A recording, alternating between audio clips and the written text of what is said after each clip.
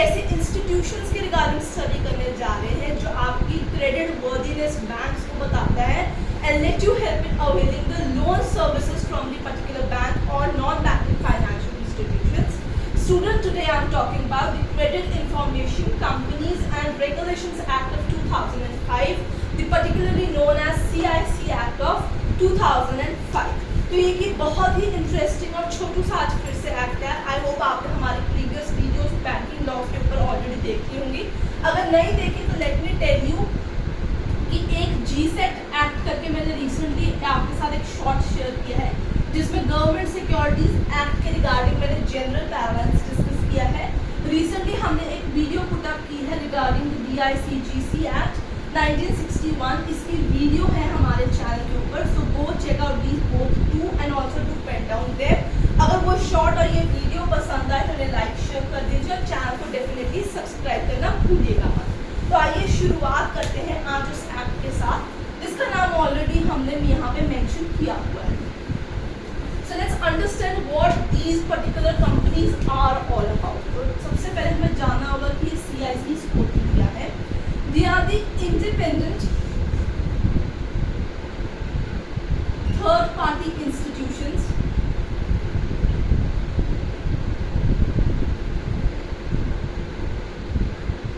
that particularly help the borrowers in availing loans from particular bank. ठीक है, they help the borrowers in availing, आप ऐसे भी इसे पेन डाउन कर सकते हैं, loans from banks or your NBFC or your cooperative banks or whatever you can call. They basically do what? They furnish the data. They furnish the data of a borrower regarding his credit history or his credit card usages. Furnish data on credit card usages and let bank know whether that particular borrower should be issued another loan or not. So in general term properly मैं आपको बताऊँ, एक आम भाषा के अंदर एक सीधी language में अगर मैं आप लोगों को समझाऊँ तो क्रेडिट इंफॉर्मेशन कंपनीज वो कंपनीज होती हैं जो बैंक को आपका डेटा प्रोवाइड कराती है regarding your loans payment, regarding your credit card कि क्या आप टाइमली लोन पे कर सकते हैं, आप कितना फ्रीक्वेंट है making your credit card payments, आपके पास कितने क्रेडिट कार्ड्स हैं, आप उनका यूटिलाइजेशन कैसे करते हैं, आपने कितने लोन्स इन दी पास्ट ले रखे हैं already, whether you are able to repay that loan, आप कितनी देर लगाते हैं उस लोन को पे करने में, क्या आपको राइट ऑफ लगा है कि नहीं लगा है. सच काइंड ऑफ डेटा, उस डेटा को कलेक्ट करके वो हर पर्टिकुलर बैंक और NBFC को प्रोवाइड कराते हैं और फिर वो जो बैंक और NBFC decide whether to let you have another loan और नॉट. सो बेसिकली कहानी कहाँ से शुरू होती है. देयर इज अ borrower जिसको किसी लोन की जरूरत है या he wants to apply for a credit card into a particular bank और a non banking financial institution. When he approaches there तो सबसे पहले वहाँ जाके वो पूछते हैं what is your credit history. So how they came to know about this particular credit information they came to know about from these third party institutions कि क्या ये बंदा जेन्युइन है, क्या इसे लोन देना चाहिए, क्या ये कल को लोन पे कर देगा, इसकी क्या हिस्ट्री रही है. तो CIC का काम होता है डाटा को कलेक्ट करना रिगार्डिंग सच इंफॉर्मेशन और हेल्प करना बोरोवर को to avail the loan and help the bank to let know कि बोरोवर एक ट्रस्टवर्दी पर्सन है कि नहीं है. So it helps the borrower to have a easy access to the credit. ठीक है students, it's a very easy app. ये basically आम भाषा में आप लोगों को समझाऊं तो they tell the credit scores of borrowers for loans or credit/credit to banks or particular NBFCs. ठीक है, they do what? They provide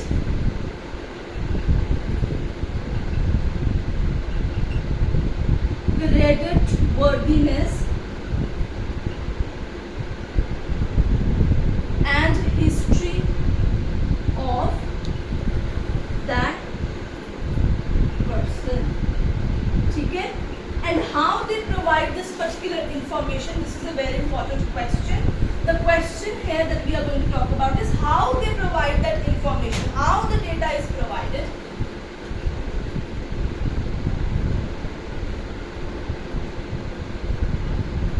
Provided, तो ये डेटा प्रोवाइड किया जाता है इन स्कोर्स, ठीक है, जिसे आप लोग कुछ पॉपुलर टर्म्स के अंदर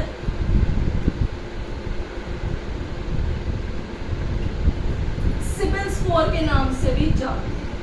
तो ये सिबिल स्कोर्स कैसे क्रिएट की जाती है, कैसे प्रोवाइड की जाती है to the borrower as well as to the bank. तो ये थर्ड पार्टी इंस्टीट्यूशन, ये CICs की वो डाटा कलेक्ट करके स्कोर्स प्रोवाइड कराते हैं पर्टिकुलरली, और फिर हेल्प करते हैं बैंक को जानने में कि लोन देना चाहिए कि नहीं।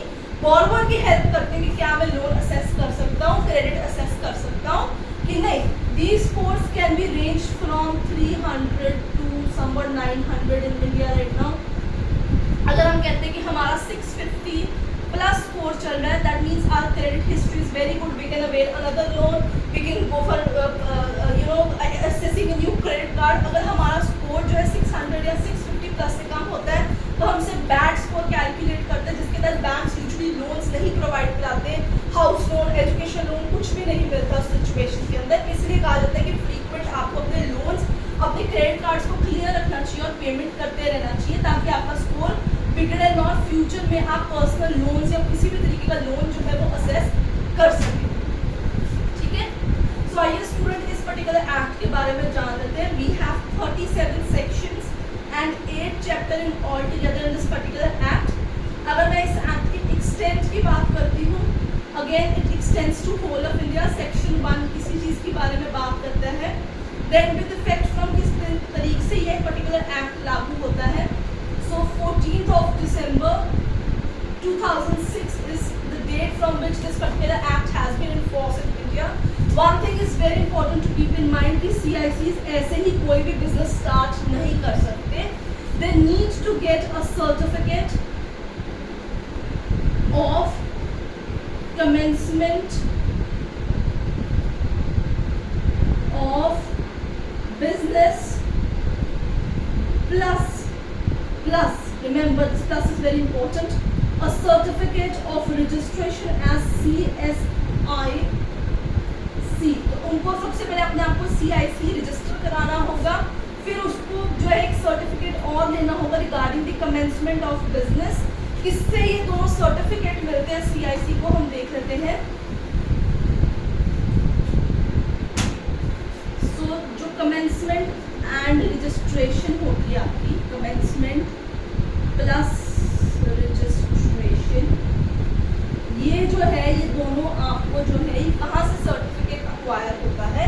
ये सर्टिफिकेट अक्वायर होता है under section number 3 and 4 of the act by Reserve Bank of India. तो ये भी उनके नीचे ही आते हैं। तो ये जो है आपको वहाँ से दोनों सर्टिफिकेट लेने होंगे। Reserve Bank of India would have a power to grant you, आपको सेक्शन 4 के तहत एप्लीकेशन लगानी होगी विद सर्टेन अमाउंट और certificate for registration as well as for commencing your business जो है अक्वायर करना होगा from Reserve Bank of India. They can even cancel your certificate under section 6। Cancellation of certificate भी हो सकता है by Reserve Bank of India, ठीक है, इन केस दे फाउंड कि कुछ एलिमेंट्स जो है वो क्लियर नहीं है। इन दैट केस अगर आपको ग्रांट नहीं किया जाता सर्टिफिकेट, ठीक है, या आपका सर्टिफिकेट कैंसिल कर दिया जाता है, तो आप अपील कहाँ लगाएंगे। अपील मार्क होती है सेक्शन नंबर 7 के तहत टू सेंट्रल गवर्नमेंट, ठीक है, जिन्होंने डिसीजन देना होता है within 30 days of the application file. Decision in 30 days and इनका डिसीजन फाइनल होता है। So you need to keep this in mind. एक इम्पॉर्टेंट सेक्शन जो है जिसमें से बहुत क्वेश्चंस हमसे पूछे जाते हैं एग्जाम्स के अंदर, आपके बैंकिंग लॉ एग्जाम्स के अंदर जो पूछे जाते हैं, वो है section number 8। This is an important section, section number 8, वो है आपका कैपिटल, ठीक है। इसमें से बहुत क्वेश्चन पूछे जाते हैं। हर CIC का एक कैपिटल होता है जो उन्हें मेंटेन करना होता है। ऑथराइज्ड कैपिटल होता है आपके पास, ऑथराइज्ड कैपिटल है minimum 30 crore rupees. Maximum it could go for 50 crore rupees. Right students? इसके अंदर issued capital जो होता है आपका, ये तीनों ही issued minimum authorized and your issued capital, ये तीनों ही जरूरी कैपिटल है. इसमें से डेफिनेटली क्वेश्चंस पूछे जाते हैं. 20 करोड़ रुपीस और मिनिमम आपका जो पेड अप कैपिटल है वो कितना होना चाहिए, तो वो इशूड कैपिटल का 75% होता है. 75% of issued capital. So these are the very important questions. इसके अलावा सुपरसीडिंग पावर, इस ऑर्गेनाइजेशन को सुपरसीड करने की पावर सिर्फ एक ही अथॉरिटी के पास होती है और वो है आपकी reserve Bank of India. Superseding power that is with Reserve Bank of India, वो इस आपकी पर्टिकुलर कंपनी को कर सकते हैं सुपरसीड. तो student last thing which has to be kept in mind today, वो है कौन सी CICs हमारी इंडिया के अंदर इस टाइम पे है. तो मैं आपको बता देती हूँ. We have TransUnion CIBIL, we have Equifax, we have Experian,